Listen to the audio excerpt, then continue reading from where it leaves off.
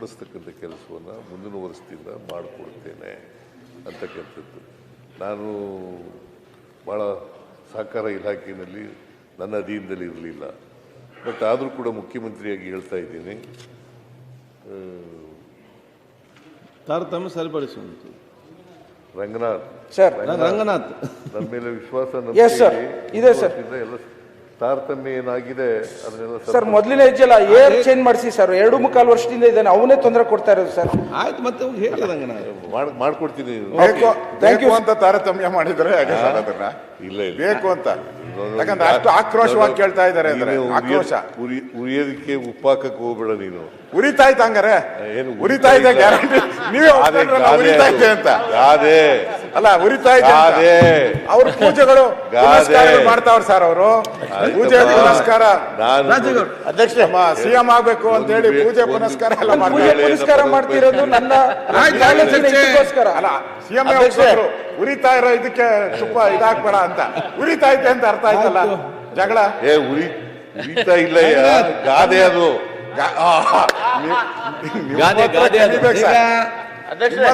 ಇಲ್ಲ ಸರ್, ಪ್ರಶ್ನೋತ್ತರ ಮುಗಿಯಿತು.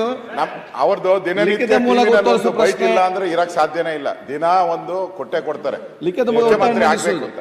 ನಿನ್ನೆ ಮತ್ತೆ ಗಾದೆ ಹೇಳಿದ್ರು, ನಿಮ್ ಮನ್ಸಲ್ಲಿರೋದು ಹೇಳಿದ್ರು ಅಂತ. ಆಯ್ತು, ಸುನಿಲ್ ಕುಮಾರ್ ಮನ್ಸಲ್ಲಿರೋದಲ್ಲ. ಸರಿ ಸರಿ. ನಿಮ್ಗೆ ಗಾದೆ ಗೊತ್ತಿಲ್ಲ ಅಂತಂದ್ರೆ ಏನ್ ಹೇಳೋದು? ಗಾದೆ ಹೇಳಿದ್ರೆ ಇನ್ನೊಂದ್ಸರಿ ಹೇಳಿ ಸರ್. ಅದಕ್ಕೆ ಇನ್ನೊಂದ್ಸರಿ ಗಾದೆ ಬೇಡ ಸರ್, ಇನ್ನೊಂದ್ಸರಿ ಹೇಳ. ಉರಿಯೋದ್ರ ಮೇಲೆ ಉಪ್ಪಾಕಕ್ಕೆ ಹೋಗ್ಬೇಡಿ. ವಿರೋಧ ಪಕ್ಷದವ್ರು ಇರೋದೇ ಉಪ್ಪಾಕಕ್ಕೆ.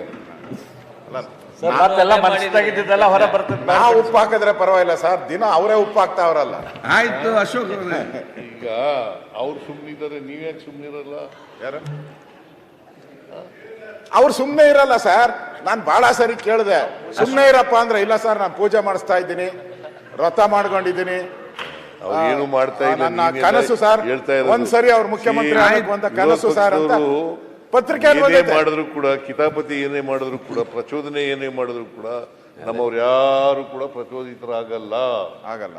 ನೀವೇ ಮಾಡಬಾರ್ದಾ? ನೀವೇ ದಿನ ಮಾಡ್ತಾರೆ ಪಾಪ. ಆಯ್ತು, ಇಲ್ವಾ?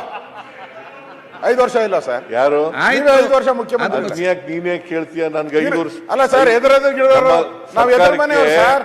ಕೇಳಪ್ಪ, ಎದುರು ಮನೆಯವ್ರನ್ನ ನೀವು ಕೇಳ್ರಿ. 5 ವರ್ಷ ಇರಿ ಅಂತ ಹೇಳಿ ಜನ ಆಶೀರ್ವಾದ ಮಾಡಿದ್ದಾರೆ. ನಾವೇ 5 ವರ್ಷ ಇರ್ತೀವಿ. ಅದು ಗ್ಯಾರಂಟಿನಾ ಸರ್? ಈಗ 5 ವರ್ಷ ಅವಕಾಶ ಮಾಡಿಕೊಟ್ಟಿದ್ದಾರೆ. 5 ವರ್ಷ ನೀವು ಆಡಳಿತ ಮಾಡಿ ಅಂತ ಹೇಳಿ ಆಶೀರ್ವಾದ ಮಾಡಿದ್ದಾರೆ. ಮಾನ್ಯ ಸಭಾಧ್ಯಕ್ಷ, 5 ವರ್ಷ ನಾವು ಇರ್ತೀವಿ ಮುಖ್ಯಮಂತ್ರಿ ಪರಮೇಶ್ವರ್ ಒಬ್ರೇ ಸರ್ ನೋಡ್ದಂಗೆ. ಪರಮೇಶ್ವರ್ ನೀವು 5 ವರ್ಷ ಇರಬೇಕು ಅಂತ ಹೇಳಿರೋದು ನಿಜ. ಯಾವಾಗ ನಿಮ್ ಜೊತೆ ನಿಂತಿದ್ದಾರೆ ಸರ್. ಏನಾನ ಅವಕಾಶ ಆದ್ರೆ ಒಂದು ಬ್ಲಾಕ್ ಹಾರಿಸ್ತಾರ. 140 ಶಾಸಕರು ನಮ್ ಜೊತೆ ನಿಂತಿದ್ದಾರೆ. ನೀವು ಇದರಲ್ಲಿ ಉಳಿಬೇಡಿ. 140 ಜನ ನಮ್ಮ ಜೊತೆನಲ್ಲಿದ್ದಾರೆ. ನಮ್ಮ ಸರ್ಕಾರ ಇದೆ. 5 ವರ್ಷ ನಮಗೆ ಜನ ಆಶೀರ್ವಾದ ಮಾಡಿದ್ದಾರೆ. 2023ರಲ್ಲಿ 28ರಲ್ಲೂ ನಾವೇ ಬರ್ತೀವಿ. ಹೌದಾ? 28ರಲ್ಲೂ ನಾವೇ ಬರ್ತೀವಿ ಅಧಿಕಾರಕ್ಕೆ. ಬಿಜೆಪಿನ ಕರ್ನಾಟಕದಲ್ಲಿ ಯಾವ ಕಾಲದಲ್ಲೂ ಕೂಡ ಆಶೀರ್ವಾದ ಮಾಡಲ್ಲ ಜನ, ಗೊತ್ತಿದೆ. ನಿಮ್ಮ ಮಾತಿನಿಂದ ಮನೆ ಮುಖ್ಯಮಂತ್ರಿಗಳೇ, ನಿಮ್ಮ ಮಾತಿನಿಂದ ನಾಡಿ ಪರಮೇಶ್ವರ್ ಅವರಿಗೆ ಬಹಳ ಬೇಜಾರಾಯ್ತು. ನಿಮ್ಮನ್ನ ಬರೋಣ ಅಂತ ಆಸೆ ಪಡ್ತಾ ಇದ್ರು. ನೀವು ಈಗ 2 ಸಾರಿ ಅಧಿಕಾರ ಮಾಡಿ ತಾಡ್ರಿ, 2 ಸಾರಿ ಅಧಿಕಾರ ಮಾಡಿದ್ದೀರಿ. ಯಾವತ್ತಾರು ಜನರ ಆಶೀರ್ವಾದ ಪಡ್ಕ ಬಂದಿದ್ದೀರ ನೀವು? 2018ರಲ್ಲಿ ಇರ್ಬೋದು.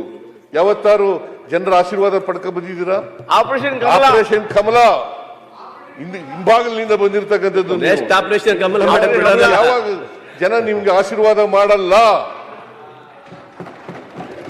2019ರಲ್ಲಿ ಅವ್ರಿಗೆ ಆಶೀರ್ವಾದ ಮಾಡಿದ್ರ? JDS ಜೊತೆ ಹೋದ್ರಿ, ಅವ್ರ ಮನೆ ಬಾಗಿಲಿಗೆ ಹೋಗಿದ್ರಿ JDS ಜೊತೆ. ಆಯ್ತು, ಹಾಗೆ ನಮಗೆ ಮಾಡಿರ್ಲಿಲ್ಲ. ನಾವು ಅವ್ರ ಮನೆಗೂ ಹೋಗಿರ್ಲಿಲ್ಲ. ಹೋಗಿದ್ರು ಅಂತ ಹೇಳ್ತಾರಲ್ಲ ಸರ್. ಅವ್ರು ಹೇಳಿದ್ರೆ. ಹೆಚ್ಚಿನ ವಿಡಿಯೋಗಳಿಗೆ ಪ್ರತಿಧ್ವನಿ ಯೂಟ್ಯೂಬ್ ಚಾನೆಲ್ ಸಬ್ಸ್ಕ್ರೈಬ್ ಮಾಡಿ, ಬೆಲ್ ಐಕಾನ್ ಕ್ಲಿಕ್ ಮಾಡಿ.